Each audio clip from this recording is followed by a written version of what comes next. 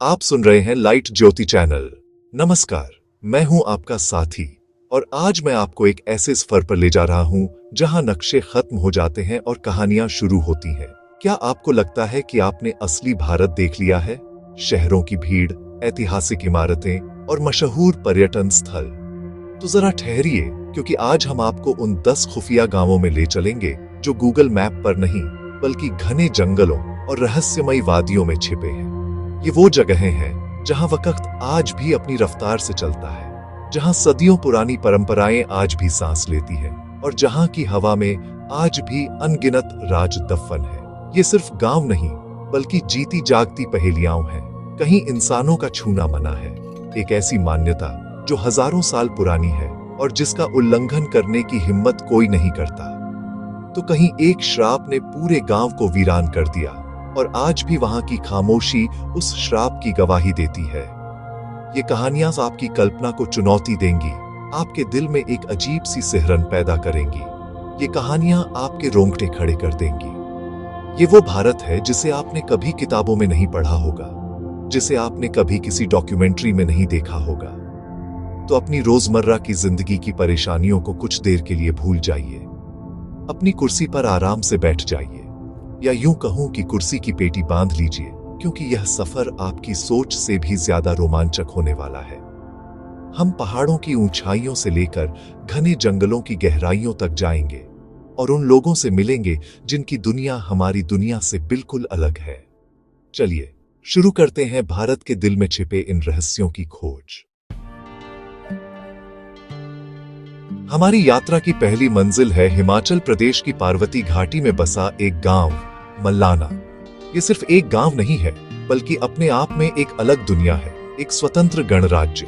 यहाँ के लोग खुद को सिकंदर महान के सैनिकों का वंशज मानते हैं। कहते हैं जब सिकंदर की सेना वापस लौट रही थी तो उसके कुछ घायल सैनिक यहीं रुक गए और उन्होंने इस गांव को बसाया। ये कहानी हवा में तैरती है और यहाँ के लोगों के चेहरे की बनावट, उनकी भाषा कनाशी जो कहीं और नहीं बोली जाती, इस दावे को और भी पुख्ता करती है।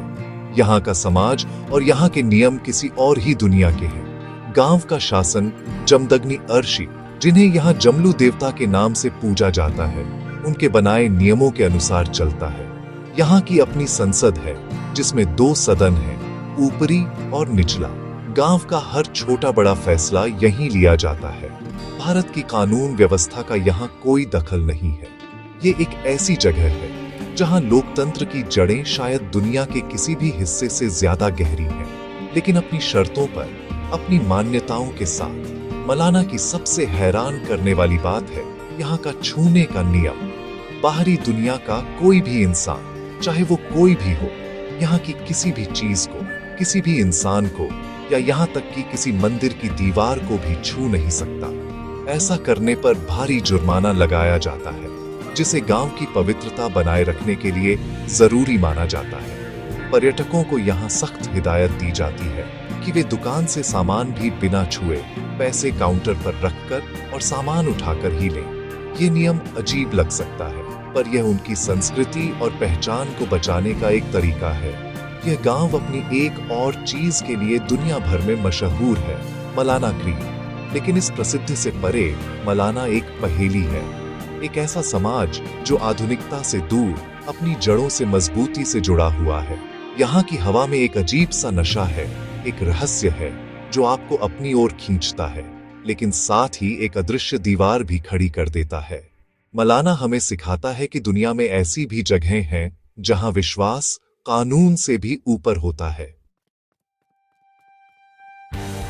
अब हम हिमाचल की वादियों से निकलकर देवभूमि उत्तराखंड के उस हिस्से में जा रहे हैं जहां बहुत कम लोग पहुंचने की हिम्मत कर पाते हैं। इस गांव का नाम है कालाब। ये जगह इतनी दुर्गम और छिपी हुई है कि यहां तक पहुंचने के लिए इंसान को अपने फेफड़ों की पूरी ताकत लगानी पड़ती है। यहाँ कोई पक्की सड़क नहीं है, बस पहाड़ों पर बने संकरे पथरीले रास्ते हैं जिन पर हर कदम फूंक फूंक कर रखना पड़ता है। कई घंटों की कठिन चढ़ाई के बाद जब आप यहाँ पहुंचते हैं तो ऐसा लगता है जैसे आपने दुनिया का कोई नया कोना खोज लिया हो। कालाब गांव की कहानी महाभारत काल से जुड़ी है। मान्यता है कि यह वही जगह है जहां दानवीर कर्ण ने अपने अंतिम दिनों में तपस्या की थी। यहाँ कर्ण का एक भव्य लकड़ी का मंदिर भी है जो इस गांव की आस्था का केंद्र है। मंदिर की वास्तुकला अद्भुत है और यहाँ की शांति आपको किसी और ही लोक में ले जाती है। गांव के लोग कर्ण को अपना आराध्य देव मानते हैं और उनकी कहानियां यहाँ की हवा में घुली हुई हैं। वो मानते हैं कि कर्ण की आत्मा आज भी इन पहाड़ों की रक्षा करती है। यहाँ का जीवन बेहद कठिन है। आधुनिक सुख सुविधाओं का नामो निशान नहीं है। बिजली कभी कभी आती है और मोबाइल नेटवर्क तो एक सपने जैसा है। लोग आज भी खेती और पशुपालन पर निर्भर हैं। हर छोटी बड़ी जरूरत के लिए उन्हें पहाड़ों से उतरकर मीलों दूर जाना पड़ता है। लेकिन इन मुश्किलों के बावजूद यहाँ के लोगों के चेहरों पर एक अजीब सी शांति और संतोष है। उनकी मुस्कान में शहरों की भागदौड़ और तनाव का कोई निशान नहीं दिखता। कालाब हमें सिखाता है कि असली खुशी शायद सुविधाओं में नहीं, बल्कि सादगी और प्रकृति के साथ तालमेल में है। यह गांव उन यात्रियों के लिए है जो सिर्फ घूमना नहीं, बल्कि खुद को चुनौती देना चाहते हैं, जो अपनी सीमाओं को परखना चाहते हैं और यह समझना चाहते हैं कि इंसान का जज्बा पहाड़ों से भी ऊंचा हो सकता है। कालाब की यात्रा सिर्फ एक शारीरिक सफर नहीं, बल्कि एक आध्यात्मिक अनुभव भी है। चलिए अब पहाड़ों से उतरकर भारत के पूर्वोत्तर की ओर चलते हैं, असम की गोद में।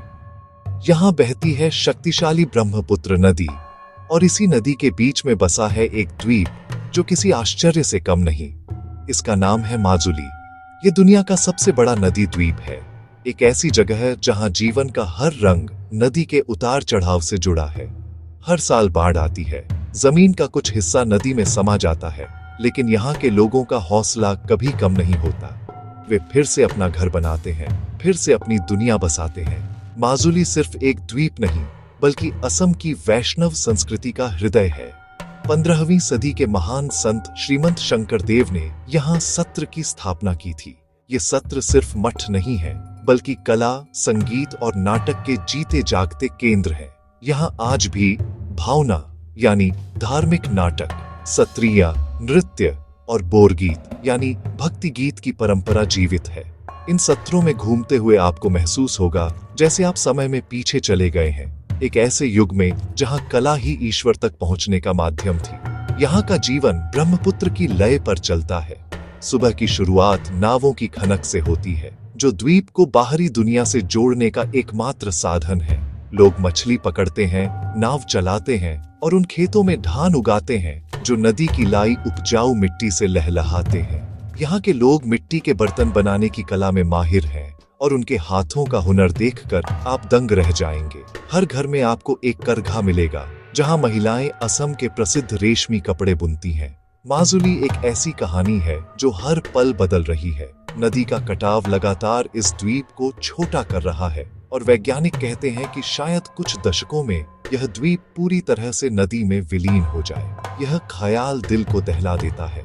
माजुली की यात्रा हमें यह याद दिलाती है कि प्रकृति जितनी उदार है, उतनी ही शक्तिशाली भी। यह हमें उस संस्कृति को बचाने की जिम्मेदारी का एहसास कराती है जो एक नदी के बीच अपनी पहचान के लिए संघर्ष कर रही है। हमारी अगली मंजिल है नागालैंड की पहाड़ियों में छिपा एक गांव जिसका नाम है खोनोमा। यह गांव अपनी खूबसूरती के लिए ही नहीं, बल्कि अपने इतिहास और अपने जज्बे के लिए भी जाना जाता है। यह अंगामी नागा जनजाति का घर है जो अपनी बहादुरी और युद्ध कौशल के लिए प्रसिद्ध थे। एक समय था जब ये योद्धा ब्रिटिश हुकूमत के लिए सबसे बड़ी चुनौती बन गए थे। इस गांव की गलियों में घूमते हुए आज भी आपको उनके शौर्य की कहानियां सुनाई देंगी। लेकिन इस योद्धा गांव ने एक ऐसा बदलाव किया जो पूरी दुनिया के लिए एक मिसाल बन गया। जिस समुदाय के लिए शिकार उनकी परंपरा का एक अहम हिस्सा था, उसी समुदाय ने मिलकर एक फैसला लिया। वे अब शिकार नहीं करेंगे। उन्होंने पेड़ों की कटाई पर पूरी तरह से रोक लगा दी और इस तरह खोनोमा भारत का पहला ग्रीन विलेज यानी हरा भरा गांव बन गया। यह एक क्रांति थी जो किसी सरकार ने नहीं, बल्कि गांव के लोगों ने खुद शुरू की थी। आज खोनोमा प्रकृति प्रेमियों के लिए स्वर्ग है। यहाँ के जंगल पहले से कहीं ज्यादा घने हो गए हैं और उनमें दुर्लभ प्रजाति के पक्षी और जानवर वापस लौट आए हैं। गांव के चारों ओर सीढ़ीदार खेत हैं, जहां एल्डर पेड़ों के साथ धान की खेती की एक अनूठी तकनीक का उपयोग किया जाता है। यह तकनीक न सिर्फ मिट्टी को उपजाऊ बनाती है, बल्कि जमीन के कटाव को भी रोकती है। यह प्रकृति के साथ संतुलन बनाकर जीने का एक अद्भुत उदाहरण है। खुनोमा की कहानी हमें सिखाती है कि बदलाव संभव है, अगर इच्छा शक्ति हो। यह कहानी बताती है कि परंपराओं का सम्मान करते हुए भी भविष्य के लिए सही कदम उठाए जा सकते हैं। एक योद्धा समुदाय का संरक्षक बन जाना, यह अपने आप में एक महागाथा है। यह गांव हमें उम्मीद देता है कि इंसान और प्रकृति एक साथ मिलकर एक खूबसूरत भविष्य बना सकते हैं। खुनोमा सिर्फ एक गांव नहीं, बल्कि एक प्रेरणा है। अब हम अरुणाचल प्रदेश की एक ऐसी घाटी में प्रवेश कर रहे हैं जो अपनी खूबसूरती और अपनी अनूठी संस्कृति के लिए यूनेस्को की विश्व धरोहर सूची में शामिल होने की कतार में है। इस जगह का नाम है जीरो वैली। यह अपतानी जनजाति का घर है, एक ऐसा समुदाय जो सदियों से दुनिया से लगभग अलग थलग रहा है। यहाँ पहुंचते ही आपको ऐसा लगेगा जैसे आप किसी दूसरी दुनिया में आ गए हैं, जहां समय की गति बहुत धीमी है। जीरो वैली की पहचान यहाँ की अपतानी महिलाएं हैं। उनकी परंपरा के अनुसार वे अपने चेहरे पर टैटू बनवाती थीं और नाक के दोनों तरफ लकड़ी के बड़े बड़े प्लग पहनती थीं, जिन्हें यापिंग हुल्लो कहा जाता है। इसके पीछे एक कहानी है। कहा जाता है कि अपतानी महिलाएं इतनी खूबसूरत होती थीं कि दूसरे कबीलों के लोग उनका अपहरण कर लेते थे। अपनी खूबसूरती को कम करने और खुद को बचाने के लिए उन्होंने यह तरीका अपनाया। हालांकि अब यह प्रथा बंद हो चुकी है, लेकिन गांव की बुजुर्ग महिलाओं के चेहरों पर आज भी यह परंपरा जीवित है। अपतानी लोग प्रकृति के साथ संतुलन बनाकर जीने की कला में माहिर हैं। उनकी खेती करने की तकनीक दुनिया भर के वैज्ञानिकों को हैरान करती है। वे धान के खेतों में ही मछली पालन करते हैं।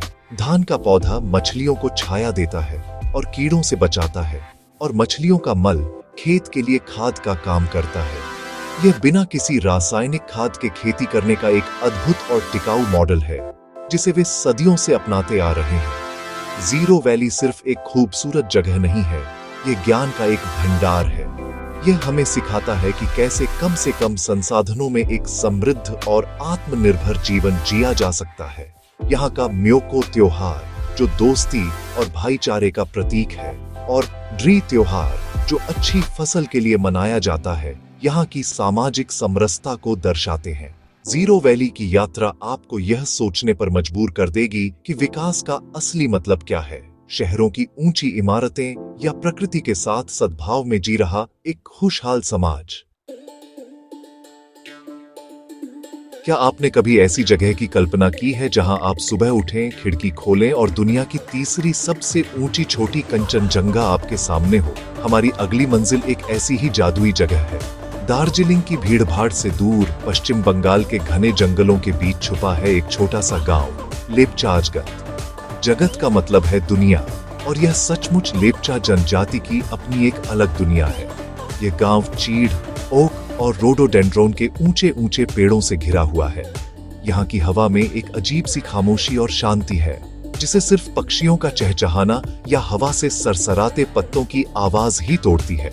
यहाँ का मुख्य आकर्षण है सूर्योदय। जब सूरज की पहली किरणें धीरे धीरे कंचनजंगा की बर्फीली चोटियों पर पड़ती हैं, तो वे सोने की तरह चमकने लगती हैं। ये एक ऐसा नजारा है जिसे शब्दों में बयां करना मुश्किल है, इसे सिर्फ महसूस किया जा सकता है। लेपचाजगत में करने के लिए बहुत कुछ नहीं है, और शायद यही इसकी सबसे बड़ी खूबसूरती है। यहाँ कोई मॉल नहीं, कोई फैंसी रेस्टोरेंट नहीं। यहाँ आप बस प्रकृति की गोद में आराम कर सकते हैं, जंगल में लंबी सैर पर जा सकते हैं, या फिर एक कप गर्म चाय के साथ बैठकर घंटों तक पहाड़ों को निहार सकते हैं। ये जगह आपको धीमा होना सिखाती है, अपने साथ वक्त बिताना सिखाती है। यह एक डिजिटल डिटॉक्स के लिए बेहतरीन जगह है, जहां आप अपनी सारी चिंताएं भूलकर बस पल में जीना सीखते हैं। यह गांव लेपचा लोगों की सादगी और मेहमान नवाजी का प्रतीक है। यहाँ के लोग होम स्टे चलाते हैं, जहां वे आपको अपने परिवार का हिस्सा बना लेते हैं। उनके साथ बैठकर उनकी कहानियां सुनना, उनके हाथ का बना पारंपरिक खाना खाना, यह अपने आप में एक अनूठा अनुभव है। लेपचाजगद हमें याद दिलाता है कि खुशी बड़ी बड़ी चीजों में नहीं, बल्कि जीवन के छोटे छोटे पलों में छिपी होती है। यह एक ऐसी जगह है जहां आपकी आत्मा को सुकून मिलता है। जब हम कश्मीर के बारे में सोचते हैं तो हमारे जहन में गुलमर्ग, सोनमर्ग या पहलगाम की तस्वीरें आती हैं। लेकिन कश्मीर में एक ऐसी घाटी भी है जो आज भी दुनिया की नजरों से काफी हद तक ओझल है।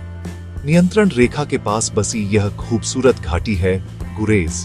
यहाँ तक पहुंचना ही अपने आप में एक रोमांचक अनुभव है। आपको दुनिया के सबसे खतरनाक दर्रों में से एक राजदान पास को पार करना पड़ता है, जो साल में लगभग 6 महीने भारी बर्फबारी के कारण बंद रहता है।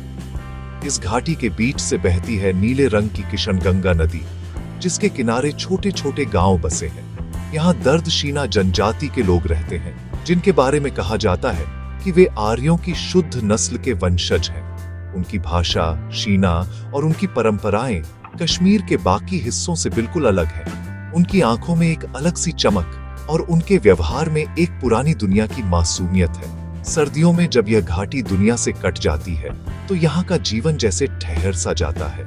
गुरेज की सबसे बड़ी पहचान है हब्बा खातून पर्वत। यह पिरामिड के आकार का पहाड़ कश्मीरी कवयित्री हब्बा खातून के नाम पर है, जिनकी दुख भरी प्रेम कहानी यहाँ की लोक कथाओं में जिंदा है।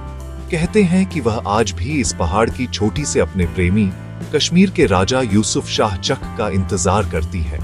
शाम के समय जब सूरज इस पहाड़ के पीछे छिपता है तो पूरी घाटी एक रहस्यमयी खूबसूरती में डूब जाती है। गुरेज की यात्रा करना सिर्फ एक खूबसूरत जगह देखना नहीं है, बल्कि सरहद पर बसे लोगों के जीवन के संघर्ष और जज्बे को समझना भी है। यहाँ हर पल अनिश्चितता बनी रहती है, लेकिन फिर भी यहाँ के लोग मुस्कुराना नहीं भूलते। उनकी मेहमान नवाजी आपका दिल जीत लेगी। गुरेज हमें सिखाता है कि खूबसूरती अक्सर खतरों के साए में ही पलती है और इंसान का हौसला हर मुश्किल से बड़ा होता है। यह एक ऐसा स्वर्ग है जिसे अभी खोजा जाना बाकी है। अब हम भारत के हृदय में चलते हैं, छत्तीसगढ़ के बस्तर क्षेत्र में। यह एक ऐसा इलाका है जिसका नाम सुनते ही अक्सर लोगों के मन में जंगलों और संघर्ष की तस्वीरें उभरती हैं। लेकिन इन खबरों से परे बस्तर एक ऐसी दुनिया है जो आदिवासी संस्कृति, कला और प्रकृति के अनूठे संगम से सराबोर है। यहाँ की हवा में महुए की महक और आदिवासियों के लोकगीतों की धुन घुली हुई है। बस्तर को समझना भारत की आत्मा को समझने जैसा है। यह धरती प्रकृति के खजानों से भरी पड़ी है। यहाँ भारत का नियाग्रा कहा जाने वाला भव्य चित्रकूट जलप्रपात है, जहाँ इंद्रावती नदी की धारा घोड़े की नाल के आकार में गिरती है और एक अविस्मरणीय दृश्य बनाती है। यहाँ तीर्थगढ़ के झरने हैं और कांगेर घाटी का घना राष्ट्रीय उद्यान है, जिसमें रहस्यमयी गुफाएं हैं। बस्तर का जंगल सिर्फ पेड़ पौधों का समूह नहीं, बल्कि यहाँ के आदिवासी समुदायों के लिए जीवन का आधार है। वे जंगल से प्यार करते हैं, उसकी पूजा करते हैं और उसे बचाना जानते हैं। बस्तर की असली पहचान यहाँ की आदिवासी कला है। यहाँ की डोकरा कला, जिसमें मोम का उपयोग करके धातु की मूर्तियां बनाई जाती हैं, हजारों साल पुरानी है। हर मूर्ति एक कहानी कहती है, उनके देवी देवताओं की, उनके रीति रिवाजों की। यहाँ की घोटुल परंपरा, जहाँ युवा लड़के लड़कियां एक साथ रहकर सामाजिक जीवन और अपनी संस्कृति के बारे में सीखते हैं, समाज शास्त्रियों के लिए हमेशा से अध्ययन का विषय रही है। बस्तर की कला और संस्कृति उतनी ही गहरी और जटिल है जितना यहाँ का जंगल। यहाँ का दशहरा उत्सव दुनिया में सबसे अनोखा है। ये 75 दिनों तक चलता है और इसमें रावण का दहन नहीं होता, बल्कि यहाँ के आदिवासी अपनी आराध्य देवी दंतेश्वरी माई की पूजा करते हैं। ये उत्सव उनकी प्रकृति और देवी देवताओं में गहरी आस्था का प्रतीक है। बस्तर की यात्रा आपको सिखाएगी कि एक समाज कैसे अपनी जड़ों से जुड़ा रह सकता है। यह आपको उन लोगों से मिलवाएगी जिनकी दुनिया भले ही हमारी दुनिया से अलग हो, लेकिन जिनके दिलों में सच्चाई और सादगी बसती है।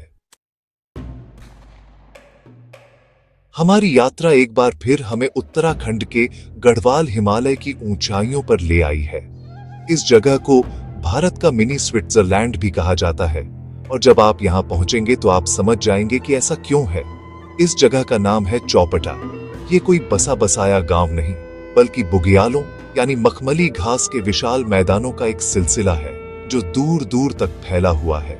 यहाँ आकर ऐसा लगता है जैसे किसी ने पहाड़ों पर हरा कालीन बिछा दिया हो। चौपटा की यात्रा का असली मकसद है तुंगनाथ मंदिर तक पहुंचना।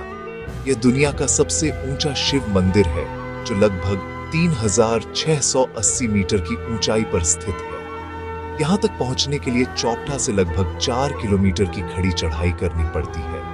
ये रास्ता बुरांश यानी रोडोडेंड्रोन के फूलों से भरे जंगलों से होकर गुजरता है।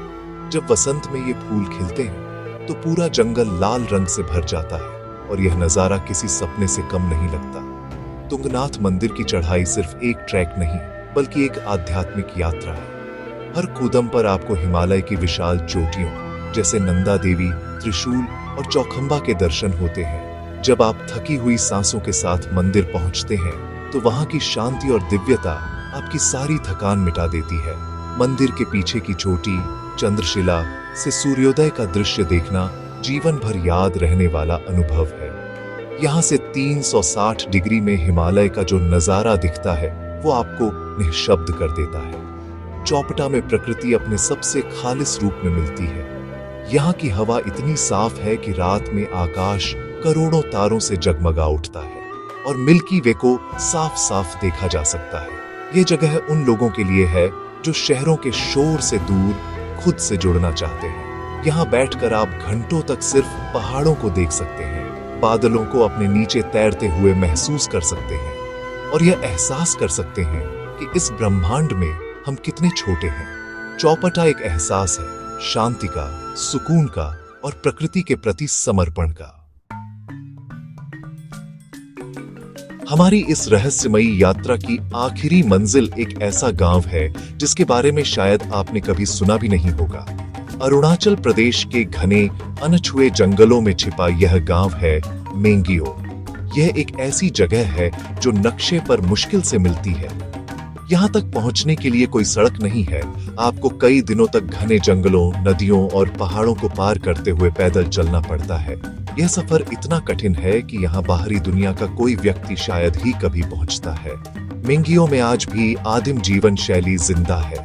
यहाँ के लोग आज भी जंगल के नियमों के अनुसार अपना जीवन जीते हैं।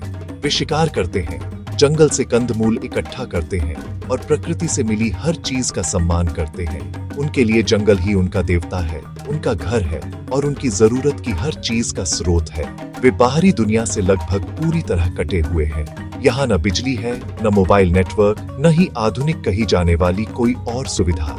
यहाँ के लोगों का विश्वास है कि आत्माएं पेड़ों, नदियों और पहाड़ों में निवास करती हैं। वे कोई भी काम करने से पहले जंगल की आत्माओं की अनुमति लेते हैं। उनकी अपनी मान्यताएं हैं, अपने कानून हैं और अपनी न्याय व्यवस्था है। वे हमारी दुनिया के बारे में बहुत कम जानते हैं और शायद जानना भी नहीं चाहते। वे अपनी छोटी सी दुनिया में खुश हैं, जहां जीवन सरल है, जरूरतें कम हैं और प्रकृति के साथ एक गहरा, अटूट रिश्ता है। मेंगियो की अदृश्य दुनिया हमें यह सोचने पर मजबूर करती है कि क्या विकास का हमारा पैमाना ही एकमात्र सही पैमाना है? क्या हम, जो खुद को सभ्य कहते हैं, प्रकृति से उतने ही जुड़े हुए हैं जितने ये लोग? मेंगियो एक आईना है जो हमें दिखाता है कि एक जीवन ऐसा भी हो सकता है, सरल, आत्मनिर्भर और प्रकृति के साथ पूर्ण सामंजस्य में। यह गांव भारत के उन अनगिनत रहस्यों में से एक है जो शायद हमेशा के लिए जंगलों की गहराइयों में ही छिपे रहेंगे। तो यह था हमारा सफर भारत के उन 10 खुफिया गांवों का जो नक्शों से परे अपनी एक अलग ही दुनिया बसाए हुए हैं। मलाना के अछूत नियमों से लेकर मेंगियो के जंगली कानूनों तक, हर गांव ने हमें एक नई कहानी सुनाई। जैसे जैसे वीडियो आगे बढ़ा, आपने महसूस किया होगा कि जंगल सिर्फ खतरा नहीं, बल्कि किसी के लिए पूरा जीवन है। ये पहाड़ सिर्फ पत्थर नहीं, बल्कि किसी की आस्था का प्रतीक है। ये नदियां सिर्फ पानी की धारा नहीं, बल्कि किसी संस्कृति की जीवन रेखा है। ये कहानियां हमें एक जरूरी सवाल के सामने लाकर खड़ी दिया करती है, जहां हम टेक्नोलॉजी पर निर्भर होते जा रहे हैं, जहां हमारी दुनिया मोबाइल स्क्रीन में सिमटती जा रही है, वहीं ये गांव प्रकृति के साथ संतुलन में जीना जानते हैं। वे हमें याद दिलाते हैं कि इंसान का रिश्ता इस धरती से कितना गहरा और पुराना है। उनकी सादगी, उनका संतोष और प्रकृति के प्रति उनका सम्मान शायद वही असली विकास है जिसे हम शहरों की दौड़ में कहीं पीछे छोड़ आए हैं। यह यात्रा यहीं खत्म होती है, लेकिन इन गांवों की कहानियां आपके जहन में जिंदा रहेंगी। ये आपको सोचने पर मजबूर करेंगी, आपको अपनी जड़ों की ओर देखने के लिए प्रेरित करेंगी। अगर आपको यह सफर पसंद आया हो तो चैनल को सब्सक्राइब करें और कमेंट में बताएं कि आपको कौन सा गांव सबसे रहस्यमयी लगा, और क्या आप ऐसी किसी और अनछुई जगह के बारे में जानते हैं? हमें जरूर बताइएगा। अगली बार फिर मिलेंगे एक नए सफर पर, एक नई कहानी के साथ। तब तक के लिए नमस्कार।